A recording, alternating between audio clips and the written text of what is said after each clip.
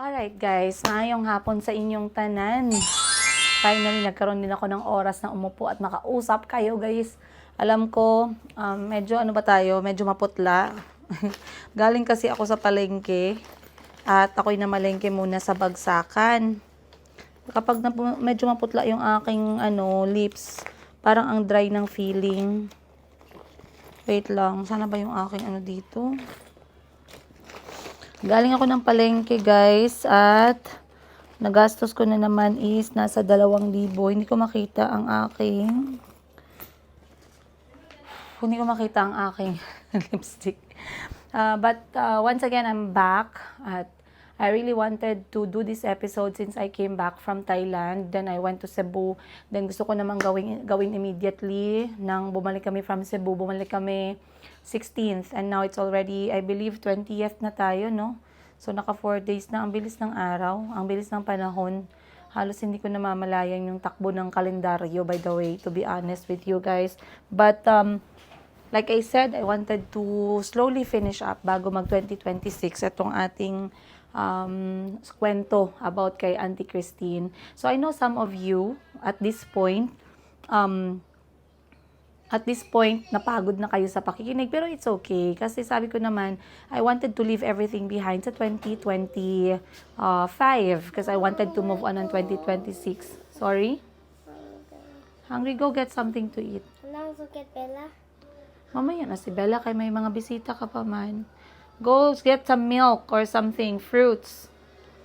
So, I wanted to finish this up. Marami naman sa inyo yung gusto na magkaroon ng closure about sa kwento. I also wanted to have that closure, by the way. That's why I really wanted to finish this, no? Maybe on 2026, I am going to share with you kung ano yung mga learnings ko from 2025, from all the experiences that I had, both positive at saka negative. But for this time, let us go back sa story natin. So I ended our story, yung pinakalas na part natin is dun sa meron akong avid follower na nag-send sa akin ng napakahabang letter na nag-apologize. And I know she's watching right now kasi wala siyang na-skip talaga na videos. Umabot pa sa point na talagang binalikan niya yung mga old videos just to make everything make sense, 'di ba? Kasi nahirapan daw talaga siya nung una kung sino yung nagsasabi ng totoo. But then later on, talagang nakita niya kasi may utak si ma'am. Ayun. So, kasabayan guys ng kanyang pag-message sa akin, meron din akong natanggap na isang tawag mula kay Tita letter T. Ayun. Hindi ko na i-mention ang buong name kasi hindi ako nagpaalam. But I would like to share with you yung story. So, ang nangyari, nag-message ito sa akin si ma'am. Sabi niya sa akin, Princess Higa, parang pinapaabot niya yung pagmamahal niya sa amin ng mga anak ko at sa akin. And also, gusto ni ma'am mag-share ng regalo para sa mga bata. And at first, hindi kasi ako basta-basta talaga guys nag-reply kapag mga ganyan, no? Lalo na kapag ka-busy. Pero I would appreciate it kapag yung mga nagko-comment at gusto magpaabot ng regalo para sa mga bata ay ma-video call ko talaga ng harap-harapan. Unang-una, para wala lang, it would be nice to get to know the person regardless kung may ibibigay or walang ibibigay. Katulad na sinabi ko, I do this video call very normally na as a part of my business transactions na din. And also, kapag may nagpapaabot ng regalo and they want to see us or they want to say hello or they want to talk to me to make sure na it's really me and it's really the right family na gusto nila makausap, I do video call. So again, once again, maraming salamat po, Tita T. So si Tita T, by the way guys, she's been silent viewer. Pagka silent viewer, ibig sabihin nun, they do watch the videos, all of them, walang mintis, for years and years, pero hindi sila nagko-comment. That's why they are called silent viewers. Pero nung time nga na lumabas itong issue about dito kay Auntie Christine, when she started fabricating lies, trying to ruin me publicly, trying to ruin Princess Higa, not only me, no, kundi mga kapatid ko, ang nanay ko, halos mga kapatid ko, talaga, tinarget niya kami ng pamilya ko. I will never forget what Auntie Christine did. I might forgive, yes, but I will never forget. And for that, Auntie Christine just lost all opportunity na sana ay willing akong i-share pa sa kanya kahit nasa Uganda siya. And just know guys, tayong mga Filipino, if we have a good relationship with a person, regardless of the distance, we always try to reach out. And I had a lot of plans for Auntie Christine and for her children, for her family, to always be there to support them. But because of what Auntie Christine did, I completely cut off all kind of relationship and connection with Auntie Christine, her family, and the children. Just this once I'm going to confirm this, okay? Auntie Christine will never ever be accepted in my family again. Her message will never be recognized ever again. Whatever it is, she will never be having that kind of space sa pamilya ko, sa akin, sa mga anak ko. She will not be entertained, okay? Like I said, forgive is forgive. It doesn't matter kung, it doesn't mean na nagpatawad mo yung tao, you are going to be manipulated once more, or you are going to be taken advantage of. But forgiving means you let go of what they did to you badly, knowing na they did that for a reason, and you also learned from that kind of experience. But then that experience you cannot forget. So let's be honest, and let's accept the fact na forgetting what someone did to you is something that is quite impossible, not unless magka-dementia ka or Alzheimer's. Alright? So, like I said, ano na ba yun? May nag-message sa akin, and then sabi ko, Tita, why don't you call me, and then we talk. And then we talk on video. Sorry guys, parang sinipon ako. We talked on video, and then I met Tita T, and she actually lives abroad, at nagsabi siya sa akin na, Princess, I am one of those avid viewers and silent viewers who followed your story, and I would like to tell you honestly na I was actually parang napaniwala siya ng kwento ni Auntie Christine, and she really felt bad about how she thought I treated Auntie Christine when she was here with us. Pero nung nasundan niya na yung kwento, simula sa first year, second year, third year, fourth year, fifth year, sixth year, hanggang sa last 30 days ni Auntie Christine dito sa Pilipinas, that's when she understood what really was going on. And she actually felt bad, knowing na she also realized the fact and the real thing there, that regardless na sa lahat na napagdaanan ko, nothing will change. I am already a single mother who's just trying to provide para sa mga anak ko, who's trying to make ends meet para lang mabigay ko kung ano yung pinangarap ko para sa mga anak ko. I'm just a working mother, you guys, a single mother who really tries my best na kahit meron akong content creating, ginagawa ko yung passion ko na pagbebenta, meron akong source ng aking income na kahit nagma-money out kami ng mga bata, merong money in, para sigurado ako na hindi kami yung maubusan at least, or pag naubusan man, meron talagang laging blessings na dumating. And Tita T actually also apologized kasi feeling niya, she also really hindi naman sumama yung loob niya sa akin talaga. And nakita niya nung nag-release ako ng statement, she believed and she thought na I did the wrong thing, na I should have kept quiet, no, na sana hindi ko na pinatulan, bakit pa ako sasagot, ganito, ganyan. But a lot of you guys, not only Tita T, communicated to me na you guys thought that the answering back or etong aking ginawang videos right after Auntie Christine tried to manipulate the people around me who's been watching me for years and years, nakita ninyo yung totoong kwento sa side ko.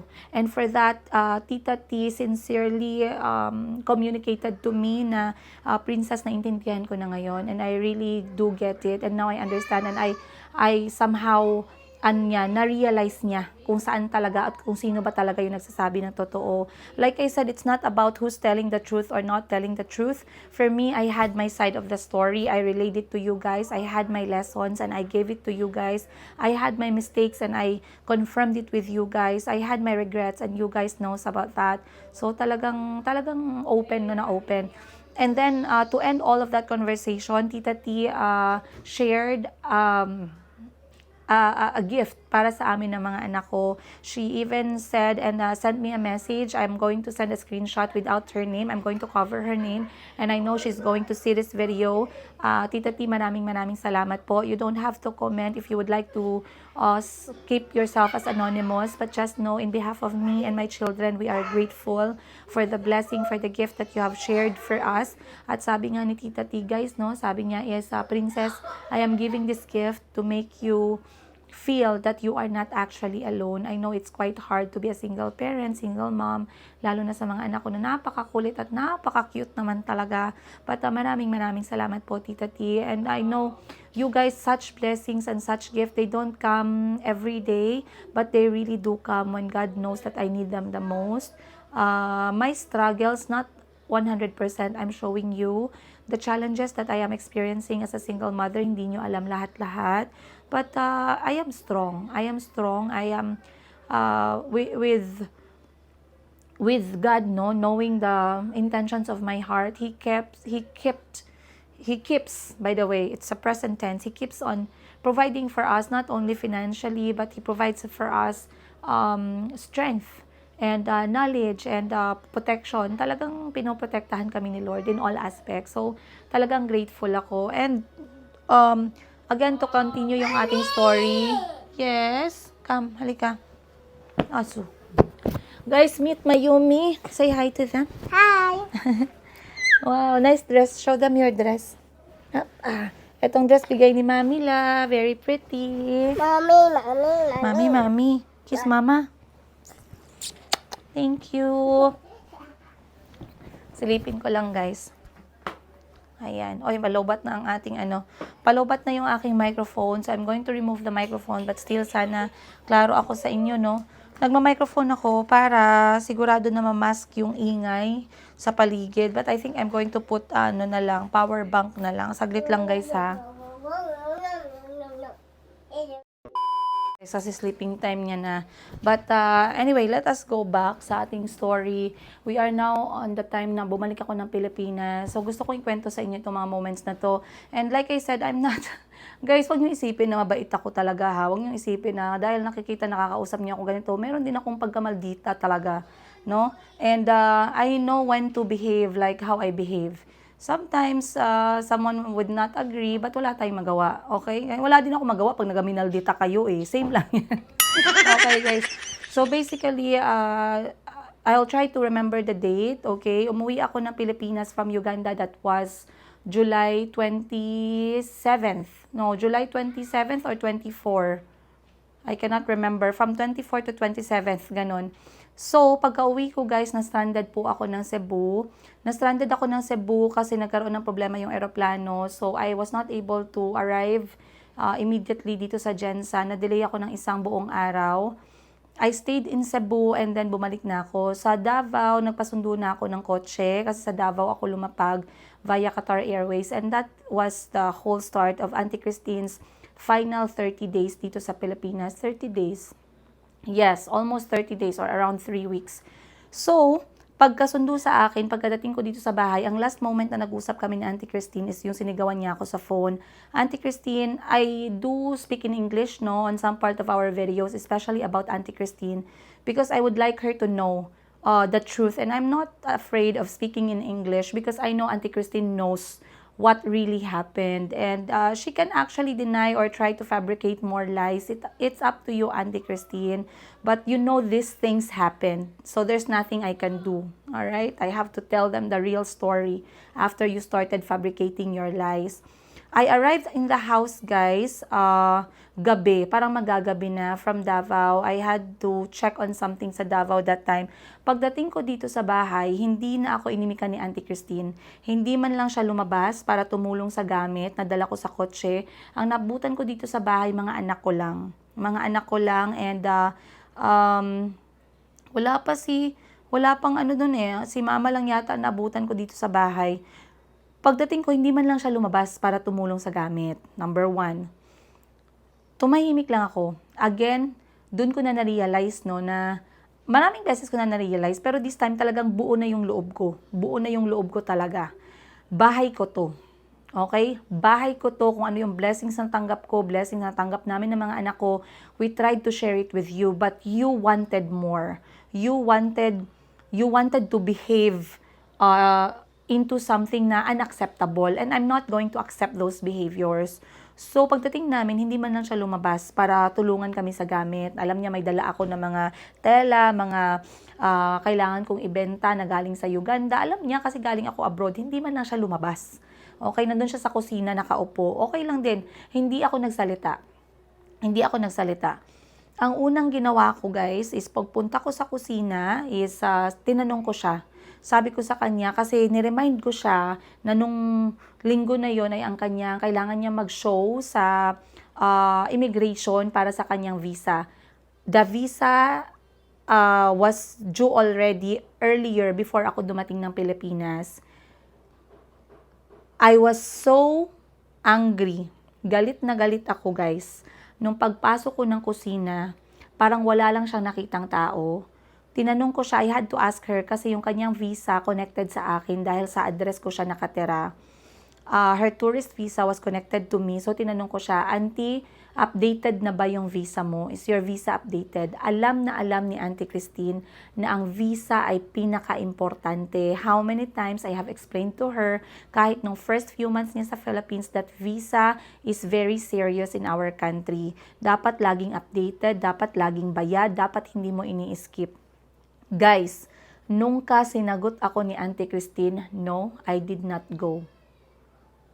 Delayed si Auntie, hindi siya nag-show up sa araw na dapat nag-show up siya. Hindi nyo ma-imagine anong galit ang mukha ko at parang ang sarap-sarap talagang. Alam nyo yung pagod ka, galit ka, nagtitimpi ka na, pero dahil nasa bahay ko siya at kasama niya yung mga anak ko, hindi ko mailabas ng bongga yung galit ko kasi baka mamaya yung mga anak ko kung anong mangyari. Sinabihan ko siya, Auntie, you know how serious the visa is, why you did not go? Alam niyo anong sinabi, guys? Gumanon lang. Hindi, halos maubusan ako ng word. Alam niyo, ang tinuro niya pa na may kasalanan, yung staff ko pa kasi hindi daw siya gisabihan, hindi daw siya giasikaso. Ay, pag nagka-problema ka sa visa mo, sila ba ang magproblema? Ikaw magka-problema at saka ako, kaya ako ang nagabayad ng visa niya. Guys, yung galit ko talaga sa kanya, guys, ubos na talaga sa baol, guys. Yung pera na naipon ko, nagaubos na yung pasensya ko sa kanya, nagaubos pa talaga. So, galit na galit ako sa kanya. Sabi ko sa kanya, Auntie, do your visa bukas agad. Bakit hindi ka pumunta? Alam mo na importante yung visa. Bakit hindi ka nagpakita? Guys, ganun-ganun lang yung ginapakita niya sa akin. Kasarap lagi, kalami lagi, guys, kung sa Bisaya pa. Lami kay kumuson, as in, lami kay siya kumuson that time. Kaya parang meron siyang gustong mangyari eh. She knows that her visa is connected to me. Why would she be so careless na hindi maging responsable sa visa niya? For what? To give me issue, to give me problem? Kasi pag nagka-problema siya, alam niya problema ko. How? How is it going to help? Yung mga binulok na style ba? No? So talagang nagalit ako, guys. Hindi ko talaga siya giimikan. Sabi ko sa kanya, bukas ayusin mo yung visa mo. So pagka kinabukasan, guys, gi-arrange ko pa si parts. Hindi ako nagtrabaho. Gipagamit ko ang kotse. Nagmaneho si parts. Gi-drive siya ng personal ni lola nyo, guys. At hindi siya nag-worry sa visa niya. Alam niyo anong i-worry niya? Magpasalon siya, magpalinis siya ng kuko niya, magpagawa siya ng buhok niya. Hindi ko man lang nakita yung sincerity niya na yung visa niya na delay na. Eh dito sa Pilipinas, kapag nag-delay yung visa, merong tawag nito penalty. Nag-penalty ako dahil sa visa ni Auntie Christine. So kung hindi ko man siya, hindi ko siya imikan, I have all the right to do so. At sa mga nag-overreact dyan na hindi mo giimikan, sana ganito, sana ganyan, i-hire nyo siya, guys. Huwag kayo magalit.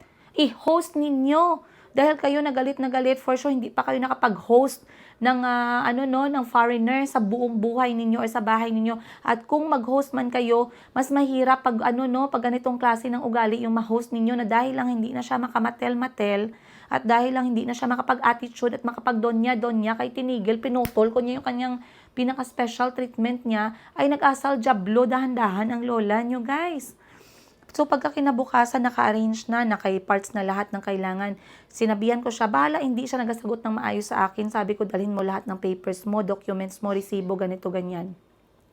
Sinabihan ko na siya, auntie, uuwi ka immediately. Alam nyo guys, walang-wala akong perang natira. Nag-message ako kay Atshi. Alam ni Atshi, si Atshi hindi basta-basta yan nagapautang, hindi basta-basta nagapahiram, kaya alam niya na meron din siyang gagamitan. Pero alam ng ate ko talaga ang problema kay Auntie Christina yun. Naglapit ako sa kanya, Atshi, pautang ako, paswipe ako ng credit card mo. Kailangan ko ng 50,000 to 60,000 pesos pamasahe ni Auntie Christine pa uwi. Kaya kung hindi siya nakauwi, guys, ay naku, baka dito talaga siya mabuang-buang, baka dito pa siya magawa ng something guys, no, na mas, na magbigay pa talaga ng problema sa akin. So mamaya sabihan ko kayo kung bakit masaya ako nagipauwi ko siya. So ngayon, hindi ko na siya ginaimik guys, pagka alam ko na nandyan na yung visa niya, sabihan ko siya na mag-uwi siya. Pero hindi na maganda yung kutob ko talaga. Talagang zero na, wala na akong tiwala. Simula nang nagbalik ako sa Uganda from the month of August, buong month ng August, from August 1 hanggang sa araw na pag-uwi niya, ang pag-alis niya sa bahay, never ko giiwan ang mga anak ko. Sa part na iniwan ko sila kasi kailangan ko maghanap buhay, dapat nandyan palagi si Parts nakatutok sa mga bata. Kung hindi man, kung busy man si Parts, dala ko ang mga anak ko guys. Dala ko sila palagi. Ang kain namin ng mga bata hindi na masyado dito sa bahay, at kung nagkakain ako na yung nagaluto. Hindi na talaga maganda ang pakiramdam ko. Sorry na lang talaga sa inyo. Bahala kayo, mag-judge kayo sa akin. Pero hindi ko na talaga kainin yung ginaluto niya on that last 30 days. Ang sama-sama ng pakiramdam ko guys. Hindi ako mapakali. Hindi talaga ako mapakali. Ginatabi ko lahat ang mga anak ko matulog. Ayaw ko na kainin yung ginaluto niya. Hindi na maganda yung pakiramdam ko sa bahay namin. So pagkalabas niya that day, naggawa siya ng visa. Ang gina-communicate ko na that time si Parts kasi hindi na siya maayos magsagot. Auntie Christine was giving me this cold shoulder, no, yung ganon. Yung gigil ko sa kanya, guys, kulang pa 120. Pero talagang sabi ko, okay lang Lord, hawakan ko to hanggang sa maayos ko na yung responsibilidad ko ay mapaiuwi ko siya ng maayos. So pagkatapos nung na-okay na yung visa niya, inutusan ko si Parts na i-inform yung immigration officer na uuwi na si Auntie Christine as soon as possible. Okay? Wala pa akong date na nakaset pero sabi ko as soon as possible. At nagsabi yung immigration officer, wait lang guys, i-off ko lang yung aking tubig kasi nag-overflow siya.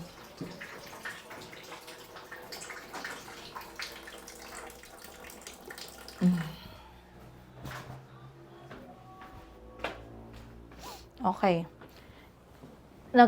Nung na-okay na yung visa niya, tamang-tama, mabuti na lang pinasama ko si Parts. Kaya eto na yung mga panahon guys, na si Auntie Christine nagpabulok-bulok na kunyari hindi marunong mag-uwi, hindi marunong magsakay ng tricycle, hindi marunong mag-apply ng sarili niyang visa, hindi makaintindi kung anong ginasabi ng tao. Imagine, for almost 2 years dito sa Pilipinas, every 2 months, siya na yung mismo nag-update ng visa niya. Minsan nagta-tricycle siya, kaya nag-ukay-ukay pa siya, minsan nag-malling pa siya. Tapos bigla lang magsabi, hindi siya marunong mag-uwi, mag-tricycle.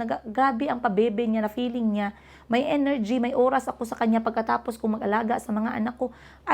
Auntie Christine, I got you in the Philippines to help and support me because that's what you wanted to happen. You refused to go back home because you said you can stay and support me at the same time as long as I can help you. We can help each other. But then you started behaving like I should be the one taking care of you. You started behaving like my kids owes you everything. You started behaving like you're a queen in this house and my kids are supposed to buy things for you, give your favorite chocolate, buy you gifts every time we travel, take you with us to travel, and then you go sit down and fan yourself like this while you be on your phone, take your videos, edit your YouTube channel. No, Auntie Christine, I'm not gonna tolerate that. You think that you can get away with all what you did? You think that you can continue on living the way you wanted to live with me and my children? No. You can try to do that with someone else, especially with this mga utak talangka ng mga Pilipino, no, na wala namang guts. Yung mga utak talangka ng mga Pinoy dyan na ang lakas mag-hate, mag-bash sa akin na wala namang guts. I-hire si Auntie Christine, pero kung makapagputak, parang mga na subrahan, parang may nambag sa buhay ko na bigas at tubig. Wala talaga guys. So ngayon, nagsabi ang immigration officer kay Parts, in-explain sa kanya na bago bago mag-uwi si Auntie Christine, dapat meron siyang tinatawag natin na exit form or clearance. May babayaran doon at may binayaran yata kami na maliit na amount lang. Pero ang pinaka-importante doon is settle yung kanyang delay. Otherwise, kung nasobrahan yung delay guys at hindi ko siya tinanong at hindi ko siya kinausap, ay kulong talaga siya pagdating niya sa Manila guys. Kay overstay ang tawag at hindi bayad. Kasi dito guys, kahit pa sabihin na ako yung nagdala sa kanya dito, pagdating sa immigration, harapin niya ng sarili niya talaga yung kaso ng immigration. So, kunyari nag-overstay si auntie at hindi nabayaran yun, siya pa din ang magharap, siya pa, problema niya pa din yun. At hindi siya makalabas ng Pilipinas hanggat wala yung exit clearance. And the clearance form or the exit form actually makes sense kasi it is to prove that you did all your responsibilities during your stay here in the Philippines. It is to show that you have paid all your tawag nito, yung iyong tawag mo ito, extension days mo sa Pilipinas, which happens every 2 months. At meron siyang kanyang photocopy din yung kanyang alien card. I think may copy ako ng alien card ni auntie dito. Ilalagay ko din para makita ninyo anong itsura ng alien card. Itong alien card guys, nirenew ko to ng isang beses. Hindi na ako nag-renew kasi dapat ang renewal ng kanyang alien card once a year. So, kinuha ko yon on December 2025 ko, yung first kong kuha sa kanya. 2025. And then, nagbayad ako around 6,000 to 8,000 pesos para dun sa alien card. Plus yung extension niya naman na 2 months. And then, ang next niya sana dun na 8,000 is ngayong December ulit. Pero like I said, pinauwi ko siya bago siya mag-extend. Kasi ayoko na magbayad ng visa niya. Ayoko na siyang i-extend. Ayoko na siya dito sa bahay. And that is a fact. Once again, lahat na nangyayari sa sinasabi ko sa inyo is coming from my own mouth. That's a fact. Ayoko na mag-stay si auntie dito sa Pilipinas. I really wanted auntie to go back home. And regardless kung merong mga nagsabi na they wanted to support Auntie Christine's children, I also declined. And I don't feel bad about it. I knew that it's going to be a very big responsibility on my side. Maraming nagsabi, responsibilidad mo yan, ganito, ganyan. Sana tinanggap mo yung mga anak niya. Bakit mo pinigilan? Ay, kayo magkuha, guys. You accept, bakit kayo galit? Kausapin yung mga gusto magpaaral sa anak ni Auntie Christine at kayo na lang mag-handle. Do you know that when you are getting someone from outside, it's not only about money, it's also a big mental responsibility. Kasi iisipin mo yung tao, yung kalagayan ng tao, physical ng tao, yung mental ng tao, yung financial, lahat iisipin mo yan. Pag may nagawa yung kasalanan, ikaw pa din ang sasagot niyan. Napakalaking responsibilidad. At sa estado ng katamaran ni Auntie Christine at padonya-donya niya, dito sa Pilipinas, na talagang nilunok ko lang ng ilang beses, kinaawa ako sa kanya dahil sa kanyang pagiging single nanay, sobrang hirap ng buhay sa Uganda, yung kanyang mental history, na meron siyang history na ganito, ganyan. Hindi ko na kaya guys na pagtanggap ko dito ng anak niya, 3 na pa yung alagaan ko, 3 na yung isipin ko, ay naku, hindi pwede talaga. Okay?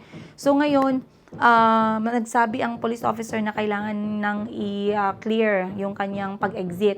So ginawa namin lahat yon ni Parts, pinaprepare lahat ng documents. Lahat yun guys, si Parts halos nag-asikaso. Si Auntie Christine nag-sitting pretty lang siya sa kotse na parang Disney princess. Okay? Hindi po pinagpawisan, hindi nahirapan ng Auntie Christine ninyo. Okay? So, ngayon guys, ang next ko naman ginawa ay mangutang ng ticket. Pagkatapos ng visa na clear na exit form, okay na, nangutang ako ng ticket. And then, nag-prepare ako ng pera para kay Auntie na dadalhin niya pa uwi. I did not have to document all these things, no? Na picture dito, picture doon, ganito, magkano, ganyan, pirmahan. Kasi to be honest with you guys, hindi ako nag-expect na si Auntie Christine ay galing dito ng attitude niya ay mas maging jablo pa paglapag niya ng Uganda. Kaya kung alam ko lang na ganyan ang gawin niya na mag-fabricate siya ng kwento na the person who booked her flight home ay lalaki na kung sinong Poncio Pilato, ay Auntie Christine, you are very delirious. You are very crazy. Kasi I have all the documents na I was the one who booked your flight. I have your flight copies. I have your flight details. I was the one who checked you in online. I was the one who sent you to the airport. Natawa pa ako guys, kinagsabi pa siya na gutom daw siya, wala daw siyang pera. Uy, Auntie Christine, matakot ka. Auntie Christine, be scared of all your lies.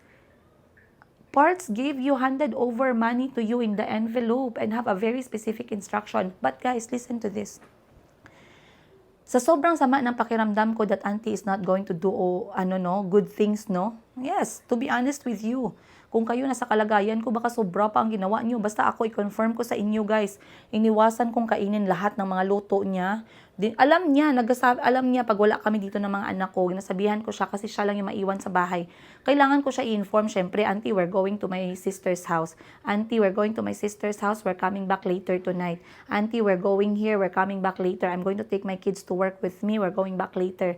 So, walang yung purpose ko na hindi talaga ako magkain sa bahay, na communicate ko sa kanya kung nagluto siya at feeling niya ayaw namin kainin, baka siya may ginaisip na masama.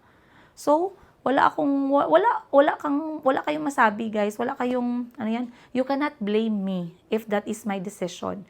That's what I felt at those times, at those moments.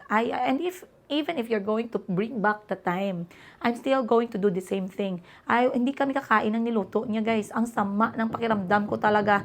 At yung kutob ko talaga, guys, hindi okay. Okay? So ngayon, sabi ko, pasensya na kayo if merong tunog, no, nagpapanday dito sa gilid. So ngayon, sabi ko sa kanya is, ibubuko yung kanyang ticket. Ngayon, guys, sabi ko, if malaman, sa isip ko that time, hindi ko muna ibibigay yung ticket ni Auntie Christine. At tama pala talaga ang ginawa ko. Hindi ko gibigay agad ang ticket niya na pauwi. Kasi pag ibigay ko yung ticket niya pauwi, naisip ko, baka magkaroon siya ng maraming mga drama. Baka sobra na yung drama niya, guys. Grabe yung pabebe niya. Wala talaga akong energy sa ganyan. Alam niyo, isa yan sa reason kung bakit wala akong jowa. Kaya ayoko ng mga tao na mga pabebe. Wala akong energy para sa inyo. Okay?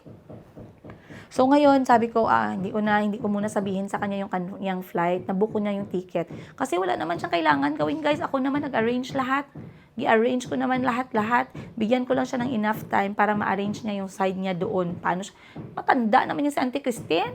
Mag 40 years old na siya. Ano pa ang ginapabebe niya? Ang importante, na-prepare ko sa kanya ang lahat. So, okay na yung visa, nabuko na yung flight niya. Nagpa-exchange na ako nag-prepare na ako ng pera sa sobre na ibibigay sa kanya. So, mga sabi sa akin, hindi mo gibigay ang pera. Naniwala ka din. Sa 6 years, nakasama ko siya. Pauwiin ko siya na walang ticket, walang pera. Ay, mga klase ng utak yan sa inyo, guys.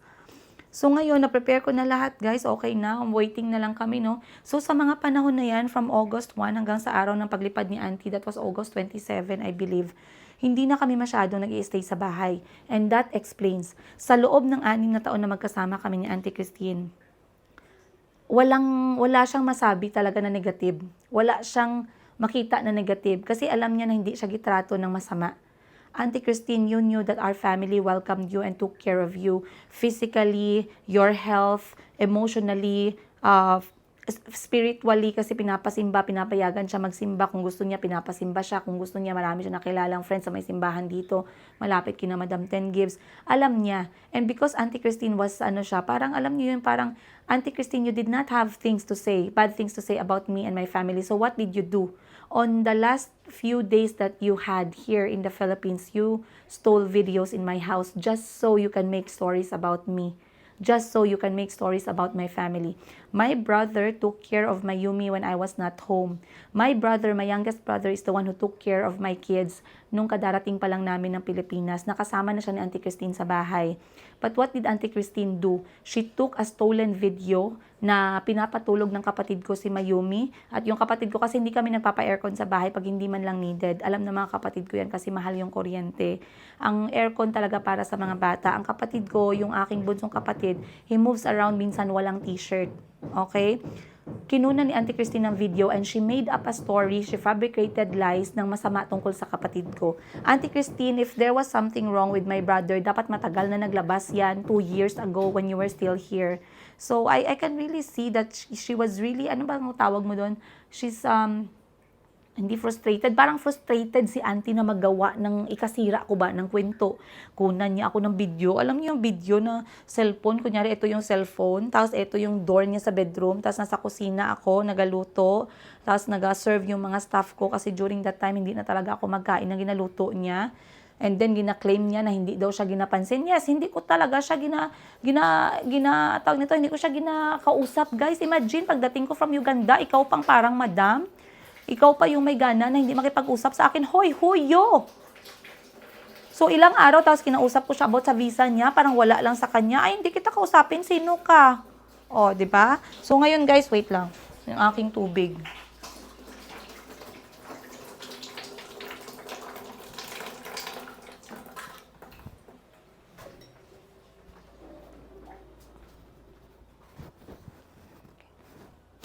So, ngayon, wala siyang magawa, guys. Auntie Christine, I know you stole videos behind my back because you know there's nothing you can say about me and my family.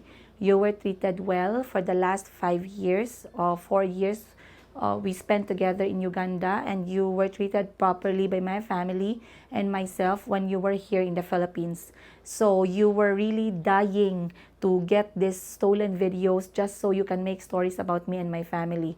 Imagine Pinto, this is yung mga nakamiss ng video, 'di ba? Pinto ito ng kwarto niya. Ito yung cellphone niya. Gumaganon siya, guys. Oh, tapos shake yung video kaya kinakabahan siya sa ginawa niya. If I thought that Auntie Christine would have done that, sana kinuha ko yung cellphone bago siya nag-uwi, no? I had all the rights na kunin yung cellphone kaya hindi niya pa bayad. Hindi pa siya tapos bayad, ang kapal ng mukha. I had all the rights to delete all the personal videos that she took of me and my children. Kaso hindi ako nag-isip na ganyan siya ka-jablo, guys. Grabe. Kaya magsabi sa akin, ma'am, grabe, ma'am, no, ang sama niya na babae. Hindi talaga, ma'am. Hindi ako magpayag, masama ang tawag sa kanya. Jablo talaga. Tapos may pa-video siya na nasa kumakain kami sa dining room. Tapos yung camera nagaganyan sa bintana, guys. If mapansin niyo nag-shake yung kamay niya. Because she knows that there's nothing she can say. There's nothing she can actually show people. Para lang ma-justify yung mga kasinungalingan niya. Alright? So, hindi na kami masyadong, wala na talaga, hindi ko siya giimikan. Ay, sino ka? Huyo? Giayos ka namin ng mabuti, tas malaman-laman ko ganito, ganyan, ang mga nangyayari dito sa bahay, sa mga anak ko. Ang mga anak ko parang naging robot mo. Ang isa kong anak, nagsimula pa magnakaw ng tsokolate mo na paborito galing sa mall. Ay, huyo. 'Di ba?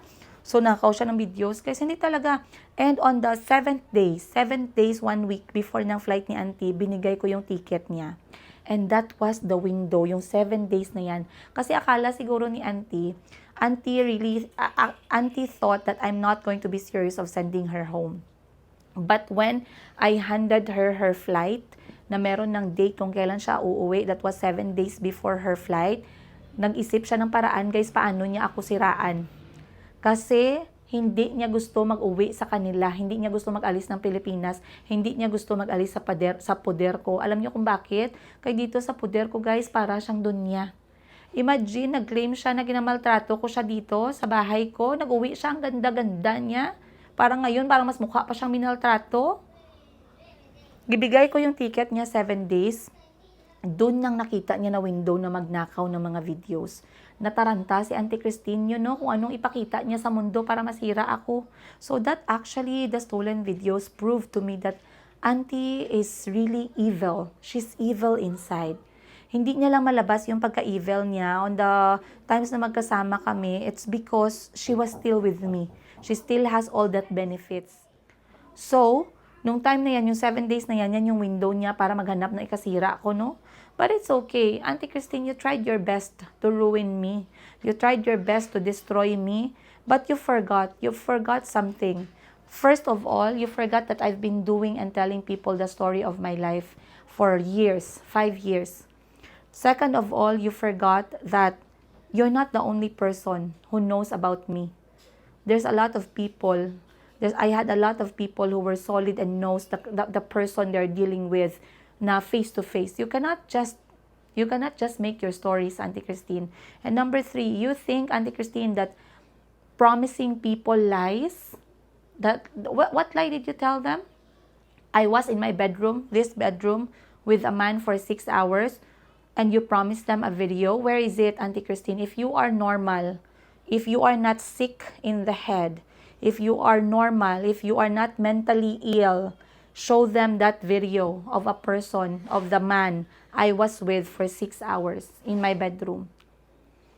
And everyone, the bashers, yung mga utak talangka na mga Pinoy, no, na naga-bash at naga-hate attack, naga-attack sa akin at sa pamilya ko, na wala namang ambag ni Singkong Duling, pero kung magalit sila, parang naalasan ko talaga sila sa mundo. Mamaya lang kayo, guys. Mamaya lang kayo sa akin, kaya mag-usap pa tayo. Okay? Ano yung sabi? Auntie Christine also told everyone that I was dancing almost naked with men, and she promised that she has a video of that. Auntie Christine, if you are not mentally ill, if you are not mentally troubled, if you are normal in your head, show them the video that you used and said to the people in your own channel that I was dancing almost naked with men. Okay? Number 3, Auntie Christine, you said that someone sent you how much? 5,000 US dollars, right? You think I'm going to forget about all these fabricated lies? No, I'm not going to forget. I'm still waiting. Okay? Auntie Christine, prove to your supporters at utak talangka na mga Pinoy. Show them.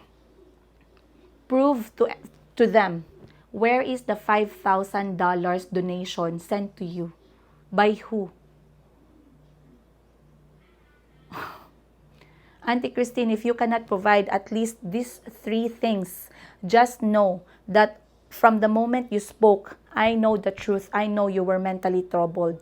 And everyone who's watching this video right now, if you cannot prove these 3 major things that you used to attack to me and my family, just know every one of them will also think the same thing. So unless you don't want that to happen, you promise them that you have this kind of videos, you show them, Auntie.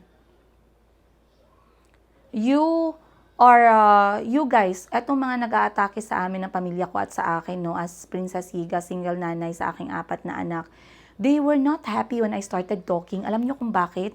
Because that is the game of manipulator. That is the game of those pa-victim na mga tao. They want to attack you. And they hate it when you speak. They want you to keep quiet so that they can continue on attacking you and people will believe that what you're claiming is true. But the moment you speak out, they will start feel na ma-threaten. At dahil sa nag-speak out ako, nagagalit sila kasi alam nila hindi nila matanggap yung facts na lalabas isa-isa. Auntie Christine, I will never forget every lies that you spread about me and my family. I will never forget what you said and what you did para siraan yung nanay ko, to ruin my mother who took care of you when you were sick. Si mama ang nagluluto kasi masakit daw yung paa niya. Si mama nag-aalaga ng mga apo kay hindi daw siya makatayo. Si mama si Josel ang naghahabol sa mga bata pag nag-outing kami kay gusto niya magpaypay lang sa gilid. You tried to spread lies about my mom? You are not ashamed? Auntie Christine, you are so sick. You are very, very sick. My mom and my family took care of you. You spread lies about my sister, Madam Ten Gives. Every time she travels, she comes back and she thinks of you. When you were sick, she thought of you. She recommended the doctor. She talked to the doctor, the doctor with the high position just so they can give you the discount when you went for x-ray. Guys, lahat ng medical bills ni Auntie galing sa akin for almost 2 years. And then she treated me and my family like this. She easily shared fabricated lies. Auntie Christine, you are very sick. And just know, Auntie, whatever happens, you are not welcome. Even a single message from you is not welcome. And I had amazing plans. There are a lot of people who wanted to help you, Auntie Christine, even when you're in Uganda. They wanted to talk to me. They wanted to share their blessing through me. Okay? I wanted to extend my support to you as well in your content creating. I wanted to extend my support non-stop, lifetime, Auntie Christine. Kasi I cherish you as the one who took care of my children. But because of what you did, just know that I don't want to have anything to do about you or towards you or anything. I don't, even after all this story, I don't want to even hear anything about you. So, etong nangyari kay Auntie Christine, no, guys, on the day of her flight, hindi ko alam na ganito pala yung nangyari, na she stole actually videos behind my back. I was not aware. And on the time of her flight, pinahatid ko siya sa kotse. Wala kami sa bahay on the day of her flight because I don't want her to be fake saying goodbye with my kids for what. Alam nyo, Auntie Christine only took video of my children when she wants to make her. So, nung pag-alis namin, umalis kami dito guys on the day of her flight ni Auntie Christine. Yes, I did not want to say goodbye. Like I said, there's nothing else. I lost my trust the moment I proved na na-scam ako ni Auntie, no, for almost 2 years. Just that alone, plus lahat ng mga attitude, plus lahat ng mga ginawa niya, I don't want. There's no feeling na I wanted to say goodbye. Pero pinauwi ko siya ng maayos. I did not want her to make videos with my children na mag-goodbye-goodbye for what? Kaplastik, kapake. Ginabidyo niya lang ang mga anak ko, guys. Ginalabas, ginawalking niya lang ang mga bata. Pag gusto niya i-content, gusto niya videohan. Ang luto niya, isang ulam lang sa buong araw, kay-video niya lang ang mga anak ko tanghali, hapon, gabi, kahit iyak, kahit antok, kahit pagod. Walang space ang mga anak ko kay Auntie Christine. And the moment that she wants to spend time with them, she controls them just so they can speak in front of the camera. So I'm not going to let my children see her go. And to be honest with you guys, I'm going to take I'm going to take videos of how you've seen all the videos since she left my house. My kids are slowly changing. There's no trauma, there's no manipulator, there's no monster in the house anymore. Yes, monster ang tawag sa kanya ng mga anak ko, guys, ang tawag sa kanya ni Chico. Imagine, para siyang naging bangungot sa buhay ng mga anak ko. On the day of her flight, doon pa inabot ni Parts yung pera, no, na pinadala ko. It was my instruction na wag ibigay yung pera kay Auntie. Kaya I really don't trust anymore na ayusin niya. Kaya nagpabulok-bulok na si Lola nyo, guys. Pwede niya sabihin sa akin na, wala na yung pera, na wala ko, nagastos ko yung pera. Ay, paano pag uwi mo? Alangan pagdating mo sa airport, magnganga ka. Yung pera na yan ay mag-cover sa'yo for few months to make sure na hindi siya may time siya ba para mag-transition. Plus, may pera siya na paglapag niya ng Uganda, makauwi siya ng maayos. And good thing I did that. Pinasok ko yung pera sa envelope, merong amount, merong sulat na merong instruction. Nagprint ako ng instruction. Prepare ko, ipakita ko sa inyo. Nagprepare ako ng typewritten na instruction para hindi talaga mawala si Auntie no, hanggang makauwi siya sa Uganda. At lahat yun, ang ticket na bigay sa kanya 7 days before siya umuwi. Yung pera binigay before her flight. Pagdating ng airport, paglabas niya ng kotse, inabot yung pera na may sobre to cover Auntie Christine for at least 2 months. At saka yung pamasahin niya from the airport pa uwi para sigurado na makauwi siya ng maayos. And I believe that's the end of it. Yun na yung pinakahuli ko na talagang nabunutan ako ng tinik na finally nakauwi na siya sa kanila kasi yun lang talaga yung gusto ko. So, hindi pa tapos guys kasi sabi ko nga sa kanya ay sabi ko kay Parts, ikaw na mag-communicate kasi 2 cellphone yung dala niya at sigurado akong hindi sira guys. So, imagine ang lola niyo pa sira-sira ng cellphone. Kaya sabi ko, mabuti na lang talaga gilimit ko na lahat kinagpabolok-bolok ng lola niyo guys. 2 cellphone, sabi, maayos ang pakikipag-usap kay Parts. Auntie Christine, you claimed what? That we checked your bag? You should be scared of all the words coming out of your mouth. For almost 6 years that you've been with me, I never checked your bag every time you go back home. Even in Uganda, I never checked your bag. Even here in the Philippines, I never checked your bag. I never touched your bag and Parts never touched your bag. You touched your bag and show them a video. For 4th video, Auntie Christine, you claimed that we what? We checked your bags to check if you stole something from us. Show them a video of my face checking your bag. Show them a video of Parts' hands touching your bag. It was your hands touching the bag and then you were claiming that someone else was touching. You don't know that people know your hands. Auntie, you are sorry, but you have tililing. You are not okay. You are crazy. You are claiming things that are not happening. Na gina-check daw yung bags niya, guys. Na grabe ang pag-check sa halungkay sa bag niya kung may bit-bit ba siya. And you claimed what, Auntie? That I got the slipper size 41? What am I going to do with your slipper size 41? Tamparuson, tapa ka na iya. Karintian sa imo. Sorry guys pero grabe talaga yung mga gigawa niyo na kwento, no? Out of this world talaga. Sabi ko talaga, okay, ihatid mo na Parts. Ganito na lang gawin natin. Since hindi kami nag-uusap, no, mag-communicate ka na lang kay Auntie, make sure na naka-check-in siya, kaya check-in ko na siya online. 2 lang, sabi ko. Communicate ka kay Auntie na nakadating siya ng Manila, and communicate ka kay Auntie before siya makaalis ng Manila, 2 lang. Kasi sabi ko talaga kay Parts, i-remind mo si auntie na yung kanyang visa hanggang ngayong araw lang. Pagdating niya sa airport, kailangan niya ipakita yung exit form niya and hanggang ngayong araw lang yung visa niya. The moment na magsobra yan ng isang araw, makulong talaga siya niyan or magbayad siya. Bahala na siya kung magbayad siya. Basta ako natapos ko na guys. Na-clear ko na yung aking responsibility. May exit clearance siya. Ibig sabihin, tinapos ko ng maayos yung kanyang visa sa Pilipinas.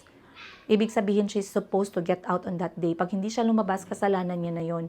May ticket siya, may date siya. Pag hindi siya lumabas, pusa siya guys. Kaya wala siyang choice. Wala talaga siyang choice. Inayos ko lahat para lahat ay maklose ng maayos with Auntie Christine because I took her when she was fully, maayos ang katawan. Binalik ko siya ng buo sa mga magulang niya. At mabuti, hindi siya nagpabuang-buang doon, no? Mabuti, gumawa pa siya ng videos araw-araw. Hindi siya nagpabuang-buang. Kaya at least na-prove pa ng parents niya, ng mga pamilya niya, na dumating siya ng maayos, marunong siya magsalita, wala siyang galos. So, kung nag-isip man si auntie ng paraan para may kasira ako, at least hindi niya inisip physical. Siguro naisip ni auntie, ay kung physical ang sabihin ko, baka magsabi sila, grabe, times 3 ako ng katawan ni Jane na physical pa ako, di ba? Ang ginawa niya, more on kwento, na gawa-gawa. So, nag-promise si auntie na mag-communicate siya kay Parts. Si Parts, guys, ever since, ginasunod niya lang talaga yung responsibility niya. At nag-usap sila ng maayos, nag-promise si auntie na mag-communicate siya. Alam niyo guys, ano nangyari? Pagdating ng Manila ni Auntie Christine, naka-30 na tawag si Parts sa cellphone niya, hindi talaga siya nagsagot. Nag-ring 2 cellphone, 30 calls, walang sagot. Messages, wala. Walang reply sa lahat ng text, hindi din siya nag-message, hindi din siya nagsagot. Sa atin pa, ang pag-alis ni Auntie Christine ng Pilipinas, very bitter, sobrang bitter. Sobrang bitter. And I did not want to extend her any longer. Kahit one day, ayoko. So ngayon, nakat na yon. Pagdating ng flight niya, malapit na yung flight ni auntie, no? Papunta ng Uganda. Nagtawag ulit si Parts sa kanya, another around 30-40 times. Kasi nga, nagwo-worry na kailangan talaga ay makasakay siya ng flight. Kasi nagwo-worry, kahit na ganito pa yung kalagayan, guys, pinapaisip ko pa din talaga na dapat makaalis siya ng Pilipinas. Kaya yung visa niya talaga ay very limited lang. On that day lang talaga. Imagine, guys, ring lang ng ring yung phone 40 times. Hanggang sa sabi ni Parts, hindi na ako magtawag. Hindi talaga nagasagot, hindi naga-reply. Gina-text ko, walang reply, wala ding message. Giloadan pa ni Parts yung cellphone niya, guys, ha? Dito pa lang sa Jensan para makapag-communicate siya, pero wala. And then, the next day, I woke up with the first ever video with a lot of fabricated lies from Auntie Christine. So, Auntie Christine, like I said, there's thought that I could just keep quiet kasi alam ko na talagang wala namang sense yung mga sinasabi ni Auntie Christine, and sooner or later you guys will realize that she's just making fabricated lies, especially when she started stealing videos in a private home. Pag ikaw payag ka niyan, pag ikaw sinuportahan mo yan, isa lang ibig sabihin yan, may sakit ka sa utak, magpa-check up ka na. Kahit saan hindi talaga yan pwede, regardless. Tapos yung video na ganyan, na wala namang nangyaring masama, ba't ka magkawat ng video? Okay lang sana kung gikulata ko siya, wala tuot, tapos nagkuha siya ng video, fine. For her own security. Pero yung nagaluto ako sa kusina, nagkakain ako kasama yung mga staff ko, ginaalagaan ng kapatid ko yung anak ko, tapos may stolen video siya patalikod, that is not normal. That is not normal. But anyway guys, this is our continuation of buhay, no? Buhay or ang aking kwento with Auntie Christine. I'm going to say my final comments on the next few episodes, and then we're going to leave everything behind on 2025. Again, I'm still waiting for these 3 videos to prove that Auntie Christine is not mentally ill. 3 videos. Number 1, the video of me with a man sa room ko ng 6 hours because she spread this fabricated lie. Number 2, a video of me dancing almost naked with men, and I left with men sa wedding ng kapatid ko. Auntie Christine, you spread that lie. Prove to these people that you are not mentally sick by showing them these videos that you have promised them a lot of times while ruining me in public. And number 3, prove to them the $5,000 that was given to you by that someone. I don't know who that person is. Prove to me that someone else paid for your iPhone. Prove all those things, Auntie, because if not, this video is going to confirm to everyone who's going to watch it that you are actually not okay mentally. And what you did is because you were very bitter and you started hating me when I realized and I caught you off guard that you scammed me for almost 2 years when I stopped you from feeling like a queen while here with me because you just started taking advantage of everything when you knew that I am so serious about sending you back home. So, yeah, I guess that's it. Again, guys, maraming salamat sa inyo. I'm going to prepare now kasi alis kami ng kapatid ko for our family reunion ngayong araw. And I'll see you guys on the next episode. Much love, Princess Yiga.